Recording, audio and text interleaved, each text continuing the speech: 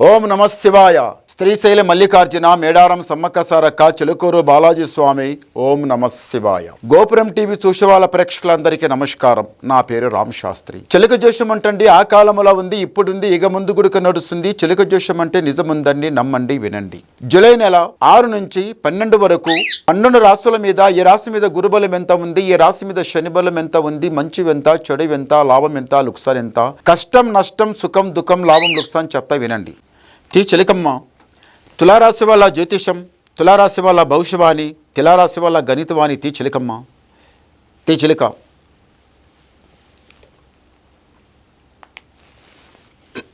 అరెవ్వా. వినాయకుడు, వినాయకుడు తులారాశి వాళ్ళ దగ్గర తెలివి జ్ఞానం చాలా బ్రహ్మాండం ఉంటుంది. ఏదన్నా మాట మాట్లాడితే సూటిగా మాటలు బాణం మిలిచినట్టే, ఉన్న మాట ఉన్నట్టే చెప్పడం. కాలు ఆగదు, ఒక దగ్గర కాలు ఆగదు, ఒకరు చెప్పింది వినరు. పిల్లలు కూర్చుంటే పిల్లల బుద్ధి, ముసళ్ళు కూర్చుంటే ముసళ్ళ బుద్ధి, వయసులో కూర్చుంటే వయసుల బుద్ధి. అందరితో కలిసి ఉంటారు. అందరితో కలిసి ఉండడం వలన, ప్రేమతోన మాట్లాడడం వలన, ఎవరైనా ఏదైనా మాట్లాడింటే నవ్వు మూర్చుకుంటూ మాట్లాడడం, ఫ్రీ మీద ఉండడం వల్ల ఏమైపోతుందంటే ఈ తులారాశి వాళ్ళకి తొందరగా ఆయం తీసుకుంటారు. ఆయం తీసుకుని చేస్తారు. అరే ఈయనది ఇంతే కదా, ఈమెది ఇంతే కదా అన్నట్టు అంటారు. అయమే ప్రాణగండం. అయం మాత్రం ఇవ్వవద్దు. ఎవరితో తులారాశి వాళ్ళు ఎవరితో ఎంత ఉండాలో అంతే ఉండండి. అంతకన్నా మించి ఎక్కువ ప్రేమతో ఉంటే ఏమవుతుందంటే వాళ్ళకి ఎట్లా అనిపిస్తుంది అంటే అరే ఇంతేనా అన్నట్టు అనిపిస్తుంది. ఉండకండి, అది కరెక్ట్ కాదు. తులారాశి వాళ్ళ దగ్గర ఏముందంటే ఇంట్లో ఉన్న వాళ్ళం చిన్న పెద్ద అందరూ ఒకటే ఐకమత్యంగా నడిచి ఒకరిపై 4 రాళ్ళు, నలుగురు 4 కష్టపడి 4 రూపాయలు సంపాదించుకుంటే బాగుంటుంది కదా మనకి. ఇది ఆలోచన. భార్య, కొడుకు, మేము అందరం కష్టపడాలి. అందరు కష్టపడితే ఒక పొయ్యిలో 2 కట్టెలు ఒక కట్టేస్తే అది పొయ్యి నడవదు. అందులో 4 కట్టెలు వేస్తే అప్పుడు కూడా బువ్వ ఉడుకుతుంది. అదే మనం గుడక ఇంటి లోపల 4 కష్టపడితే 4 రూపాయలు జమ అవుతుంది. ఒక్కరు కష్టపడితే దేనికి సాల్తుంది కదమని ఈ తులారాశి వాళ్ళు మంచిగానే ఆలోచిస్తారు. కానీ ఒక్కొక్కసారి మీ ఇంటి లోపల మీ మాట గమనించరు. ఇలా నడవాలి అలా నడవాలంటే గుడక వినరు. ఒకటి అనుకుంటే ఒకటి. ఎంతో సమాలించి ఇంటి లోపల ఎంతో గంభీరంగా నిదానంగా తెలివితోన 4 కాదు 10 ముచ్చట్లు మంచిగా వినిపించి చెప్పి ఇలా కాదనైనా, ఇలా కాదమ్మా, ఇలా నడవాలి, ఇది చేద్దాం, ఇది చేద్దాం, ఇది చేస్తే పైకొస్తామని ఎంత వినిపించి చెప్పినా కానీ మీ మాట ఒకసారి వినరు. మీ మనసు బాధ అనిపిస్తుంది. ఎంత సంజంచి చెప్పినా వినరేమిట్రా నా మాట అన్నట్టు ఉంటుంది. కానీ మళ్ళీ ఒక్కొక్కసారి నీదెంత నాదెంత అన్నట్టు ఉంటుంది. అలా ఏమి కాదు.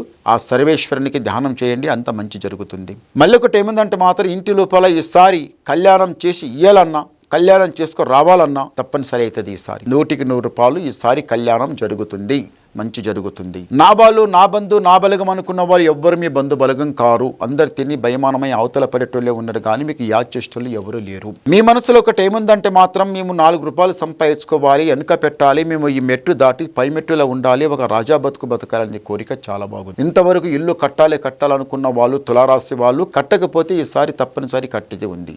ఇంతకుముందు కట్టిన వాళ్ళు ఈసారి ఏమీ లేదు. కట్టిన వాళ్ళు ఈసారి తప్పనిసరి తులారాశి వాళ్ళు. ఇల్లు కట్టేదన్నా ఉంది, కట్టింది కొనేదన్నా ఉంది. ఏదో ఒకటి అవుతుంది. అంత ఇంత లేకపోతే ఒక ఏదైనా ప్లాట్ అన్నా కొంటారు. ఏదో ఒకటి అవుతుంది తప్పనిసరిగా తులారాశి వాళ్ళు. మరి ఏదన్నా ఇల్లు కొనాలనుకున్న వాళ్ళు వాస్తు ప్రకారంగా కొనండి. ధన్మని కొని 10 కాదు 20 రూపాయలు ఖర్చు పెట్టుకొని ధన్మని తీసుకొని తర్వాత బాధపడవద్దు. ఇల్లు అంటే ఒకటేసారి కొంటాం, ఒకటేసారి అమ్ముతాం, అంతే తప్ప దానికి మాటికి ఆడాలేం. దాంతోన ఇల్లు కొన్న తర్వాత ఏం చేయాలంటే దానికి ఎక్కడికి పోయి ఒక వాస్తు మూల చూడాలి.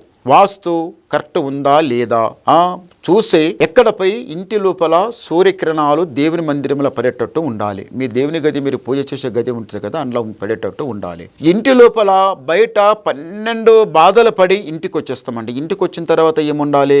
ఇంత చెంబె నీళ్ళు, ఒక గ్లాస్ నీళ్ళు తాగినా ప్రశాంతం అనిపించాలి. అట్లా ఉండాలి తప్ప ఇంటికి రాగానే ఇంటి లోపల వాస్తు ప్రకారం లేకపోతే ఏమవుతుందంటే నీదెంత నాదెంత, నీదెంత నాదెంత, ఇంట్లో బరకతి ఉండకపోవడం, ఆరోగ్యం సరిగా ఉండకపోవడం, నీ మాట ఆయనకు పడితే ఒకరి మాట ఒకరు పడకపోవడం, బయట వాళ్ళు ప్రతి ఒక్కరు వచ్చి నీ అది కాదు చాచి అనడం, ఇలా చాలా జరుగుతుంటాయి. ఇంటి ఏమిటిది ఒక్క వాస్తు ప్రకారం లేకపోతే ఇంత చెడు జరుగుతుందండి. చివరికి ప్రాణ నష్టం కూడా అవుతుంది. అలా చేయవసుకోవద్దు. ఇల్లు కరెక్ట్ చూసి కొనండి. ఒక దేవుని మందిరం లోపల వెళ్ళి ఒక ప్రసాదం ఆ మందిరంలో కూర్చొని తింటే ఎంత ప్రశాంతంగా అనిపిస్తుందో, ఇంటి లోపల కూర్చొని ఒక మెతుకు మెత్తినా, తిన్నా, పనుకున్నా, కూర్చున్నా, లేచినా అట్లా ప్రశాంతంగా ఉండాలి. అది బాగుంటుంది. ఈ రాశి వాళ్ళకి ఏమిటిదంటే మాత్రం వయసు చిన్నగుంది కానీ కోరికలు అయితే చాలా పెద్ద పెద్దగా ఉన్నాయి. మరి అవుతుందా కాదా, ఈ కోరికలు అవుతావా కావా అనుకుంటున్నారు, తప్పనిసరిగా జరిగేది ఉంది. తొందరపడకండి, నిదానం చేయండి, జరుగుతుంది, మంచి జరుగుతుంది. ఈసారి ఒకసారి గవ్వలేస్తాం. ఓం నమ శివాయ. వా, ఈ రాశి వాళ్ళకు లక్కీ నెంబర్ 3 పడ్డాయండి గవ్వలు.